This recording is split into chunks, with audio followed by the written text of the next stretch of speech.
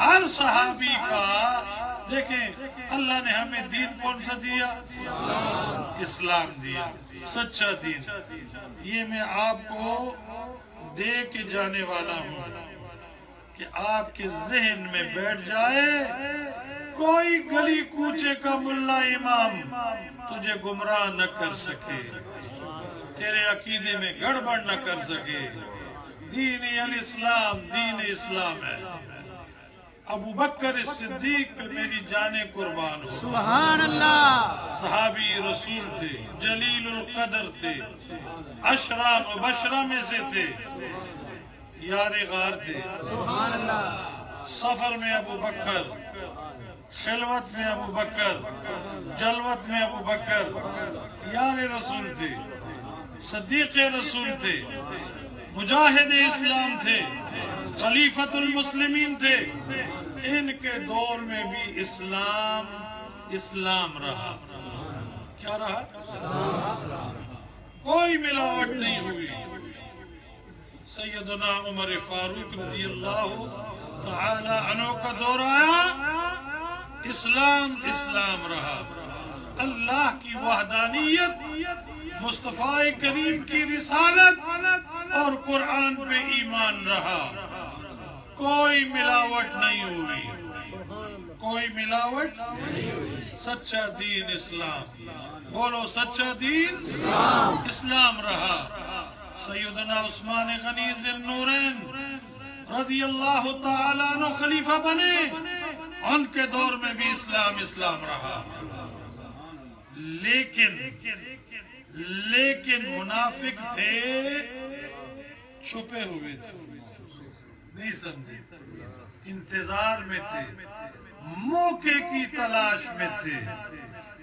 ابو بکر کے دور میں کچھ نہ کر سکے، عمر کے دور میں کچھ نہ کر سکے، عثمان غنی کے دور میں کچھ نہ کر سکے۔ جب علی تخت نشین ہوا تو انہوں نے بغاوت کا اعلان کر دیا۔ کیا سمجھے؟ پہلی ملاوٹ، بغاوت کا اعلان کر دیا۔ ایک ناسبی فرقہ بنایا۔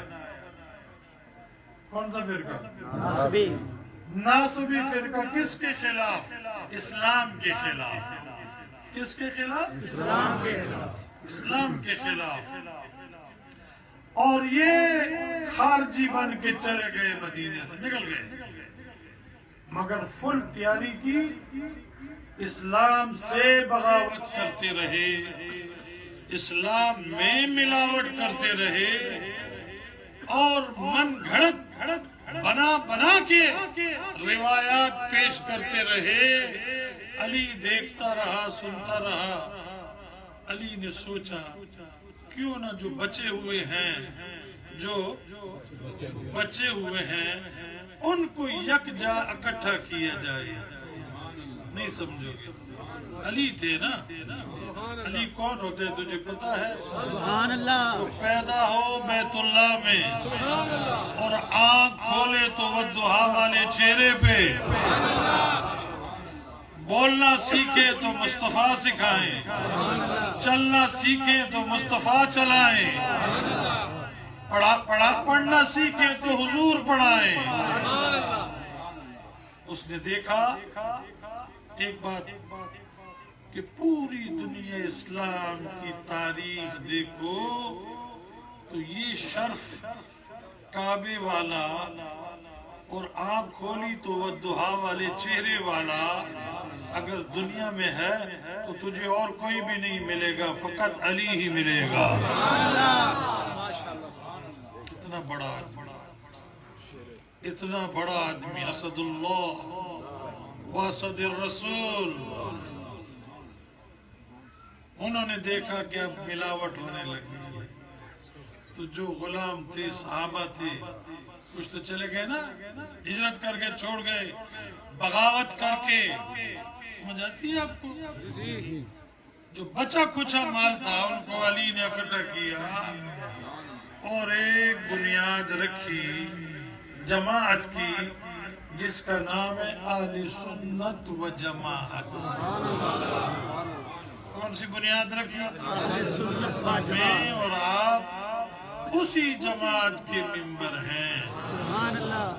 علی نے کون سی جماعت رکھی؟ اہل سنت جماعت. اہل سنت و جماعت.